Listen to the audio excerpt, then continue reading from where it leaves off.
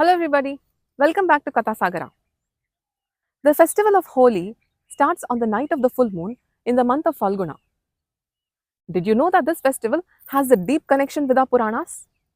One of the most important stories associated with Holi is that of Prahalada, and today I shall narrate this timeless tale. Long, long ago, two formidable brothers were born in the lineage of asuras. They were Hiranyakashipu and Hiranyaksha, the sons of Diti and Kashyapa. Hiranyaksha, the younger brother, was killed by Mahavishnu.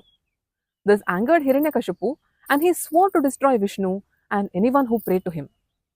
He sent his Asura army to the earth and they set fire to hermitages, villages, and towns. Hiranyakashipu wanted to make himself invincible. He undertook severe penance on Mount Mandara. The fire of tapas emerged from his body and began to destroy the three worlds. The heat of this fire scorched the Devas and they ran to Brahma for help. Brahma appeared in front of Hiranyakashipu and said, "O Hiranya, what do you want?" Hiranyakashipu said, "O Brahma, grant me the boon that I should not be killed by any of your creations. Not in the day, not in the night, not on earth, not in the sky, not inside a room, not outside, not by man, animal, deva, asura, or sarpa." Brahma had no choice but to grant him this extraordinary boon. Hiranyakashipu became the master of the three worlds. However, he was infatuated with wealth, power, and arrogance, and he could not control his own senses. Hiranyakashipu had four sons, out of whom Prahalada was noted for his great virtues. When Prahalada was in his mother's womb, he listened to the stories of Vishnu from sage Narada. So Prahalada was a great devotee of Mahavishnu. This infuriated Hiranyakashipu. But no matter how much Hiranyakashipu tried, he could not turn his son away from Vishnu. Prahalada then began to spread the word of Vishnu among the other Asura boys. Finally, Hiranyakashipu ordered his Rakshasa guards to take Prahalada away and kill him. The guards struck Prahalada with their weapons, trampled him under elephants, got him bitten by snakes, imprisoned, poisoned, and starved him.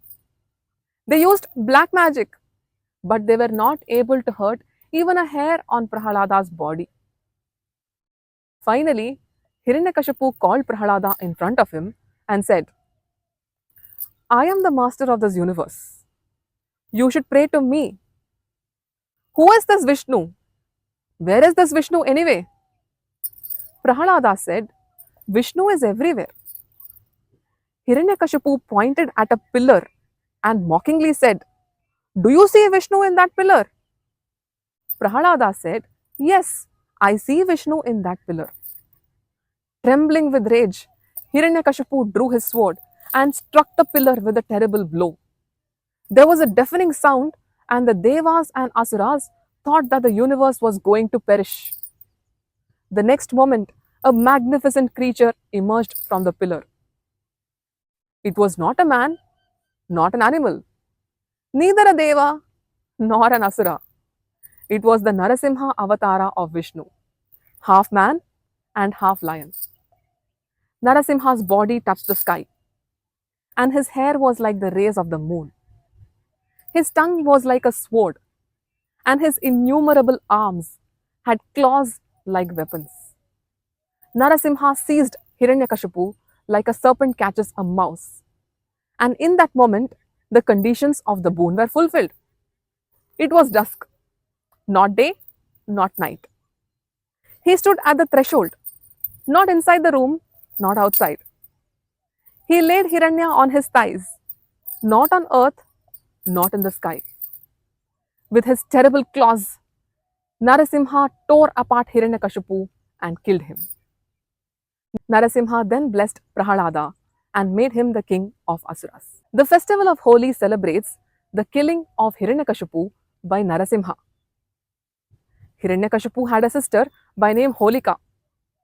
Holika offered to help her brother put an end to Prahalada. Holika had a boon that she was immune to fire. So she sat in a fire and made Prahalada sit on her lap. But Prahalada chanted Vishnu's name and escaped unhurt, while Holika was killed. Therefore, the previous night of Holi is celebrated as Holika Dahan or the destruction of Holika. But who was this Hiranyakashipu really? This takes us to the tale of Jaya and Vijaya, the gatekeepers of Vaikunta, the realm of Mahavishnu. One day, the great sages Sanaka, Sanandana, Sanatana, and Sanat Kumara, the sons of Brahma, arrived at Vaikunta. Jaya and Vijaya did not let them in. This angered the sages and they cursed the gatekeepers. They gave them two choices to either take 3 rebirths as the arch enemies of Vishnu or to take 1,000 rebirths as the devotees of Vishnu. Jaya and Vijaya could not bear to be away from Vishnu for 1,000 lifetimes. Therefore, they chose to be born thrice, even as Vishnu's enemies. In their first rebirth, Jaya and Vijaya became Hiranyakashipu and Hiranyaksha. What about the next 2 rebirths? Follow my channel to know more. Have a nice day.